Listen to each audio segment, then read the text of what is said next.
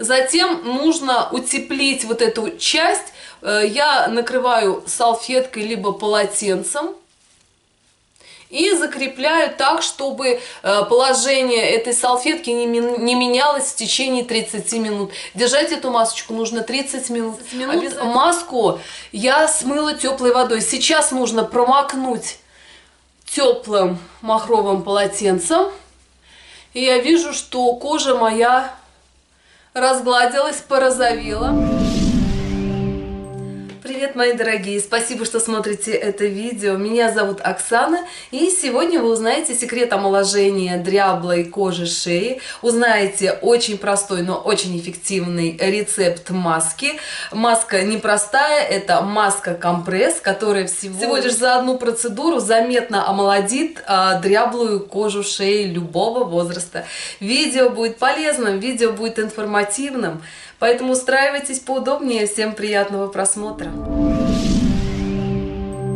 И, конечно, все мои дорогие друзья, вы знаете, что морщины на шее – это примета возраста. Первое, что стареет у женщины и по каким признакам можно все-таки определить возраст женщины, это все-таки шея, это все-таки руки. И, конечно, шея нуждается в более эффективном и усиленном уходе. И давайте приступим к приготовлению. Маска очень простая, маска очень эффективная. Понадобятся простые абсолютно компоненты, но очень эффективно эта маска разглаживает даже самые глубокие морщины, разгладит даже самую дряблую кожу, напитает, восстановит тонкую и очень подверженную кожу к появлению морщин. Нам понадобится 1 ложка вареного риса. Рис этот нужно хорошо размять.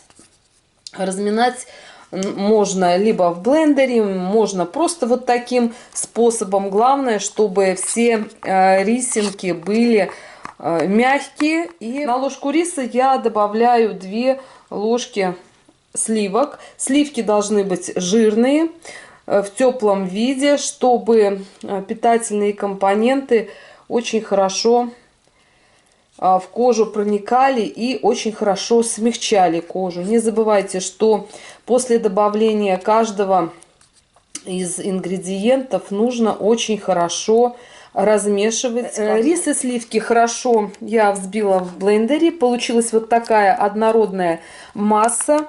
Добавляю 1 ложку оливкового масла. Оливковое масло может быть либо настоянное на лепестках роз. У меня масло настоянное на цитрусовых, на мандарине. Можно взять любое косметическое масло. Главное, чтобы оно подходило именно для чувствительной кожи.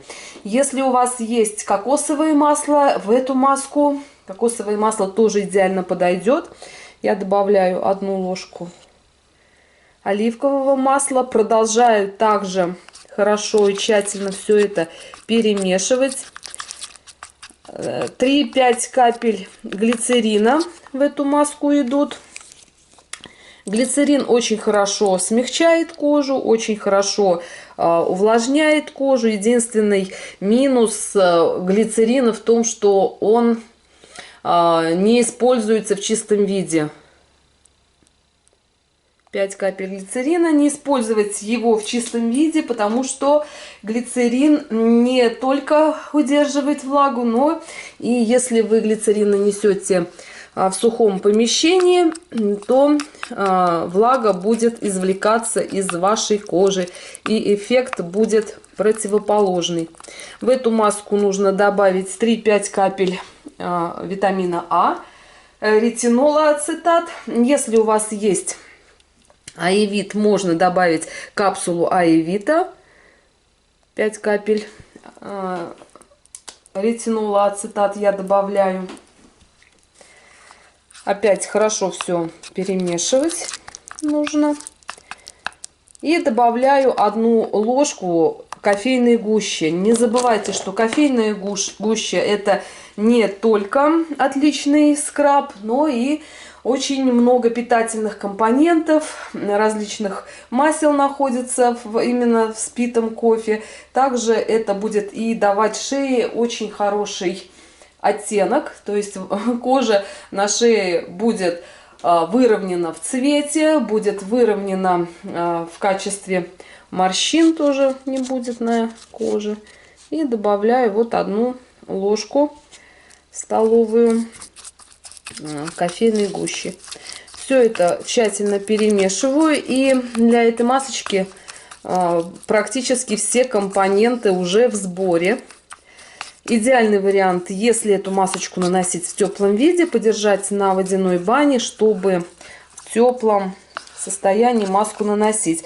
Обязательно посмотрите, как правильно наносить маску, потому что каждая маска, каждый уходовый компонент, продукт, который вы применяете для ухода за кожей лица в домашних условиях, требует определенного применения. Так что будем наносить маску правильно. Обязательно посмотрите до конца, как это делать. Лучше всего эту масочку делать перед сном, примерно за час до сна, после душа, после теплой ванны, когда все это распарено и все это очищено. Наносим эту маску на кожу, направляя, скажем, все движения вверх. Не забывайте, что кожа на шее очень подвержена именно механическому воздействию, поэтому наносить ее нужно очень аккуратно.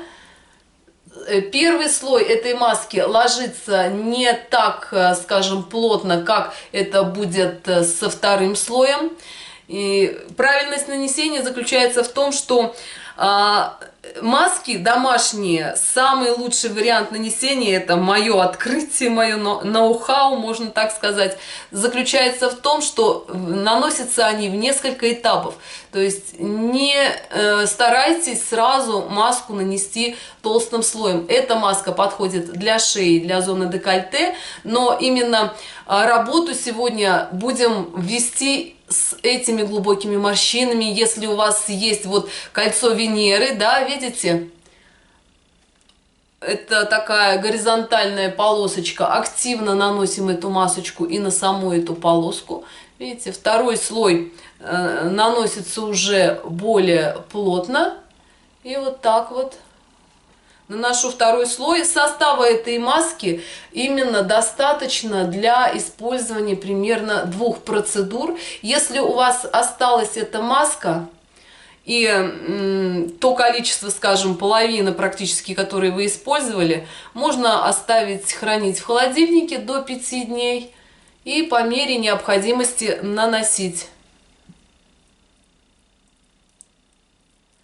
Вот таким толстым слоем нанесли эту масочку и приступаем к следующему этапу процедуры. Конечно, главное сейчас не шевелиться и не... Главное сейчас не шевелиться и дать некоторое время для такого впитывания легкого. Затем я закрепляю эту маску пищевой пленкой.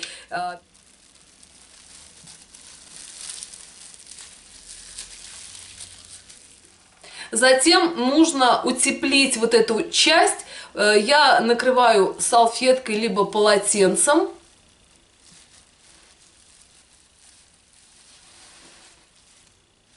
И закрепляю так, чтобы положение этой салфетки не менялось в течение 30 минут. Держать эту масочку нужно 30 минут. Обязательно посмотрите, какой же результат, какой эффект будет в результате. Лучше всего масочку эту держать, компресс, в горизонтальном положении, чтобы шея была расправлена, чтобы позвоночник был в горизонтальном ровном положении. Тогда кожа будет очень хорошо именно разглаживаться. И так на 30 минут. Мои дорогие друзья, прошло 30 минут. Маску я смыла теплой водой. Сейчас нужно промокнуть теплым махровым полотенцем.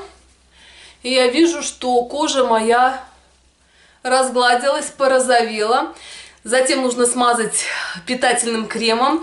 Крем, конечно, который был приготовлен вместе с вами, эффективно и очень хорошо подходит для кожи шеи. Кто не смотрел видео о том, как сделать питательный крем для удаления морщин, пожалуйста, посмотрите, как эффективно приготовить крем в домашних условиях. Легкие массажные движения по направлению вверх. Очень хорошо эту процедуру делать перед сном. И эта процедура подходит для всех типов кожи, для любого возраста. Главное делать ее как минимум 1 раз в неделю. Эту процедуру можно сделать после посещения бани. Не забывайте, что есть система недельного ухода. Кто не знает, посмотрите, пожалуйста, видео о недельном уходе, где я подробно рассказываю по дням, в какой день недели, какую процедуру лучше всего делать. Так именно вот эта уходовая процедура за шеей и способ омоложения шеи идеально подходит именно для воскресной банной процедуры. Пожалуйста, напишите, понравилась ли вам эта маска. Напишите, пожалуйста, какие видео из моего канала вы уже просмотрели, какие маски, возможно, сделали. Обязательно поделитесь этим видео со своими мамами, подругами, друзьями. Возможно, кто-то ищет этот рецепт, и у кого-то проблема дряблой кожи еще не решена. Возможно, этот рецепт им тоже поможет. Чем больше женщин будут знать о простых способах омоложения кожи лица в домашних условиях, тем лучше. И я надеюсь, что вы, как всегда, с пользой и удовольствием провели вместе со мной время. А с вами была Оксана. Всем всего хорошего. Пока-пока.